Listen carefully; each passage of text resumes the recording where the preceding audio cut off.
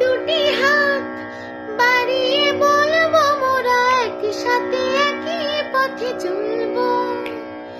চলার পথে যদি বাঁশি বাঁধা হাসি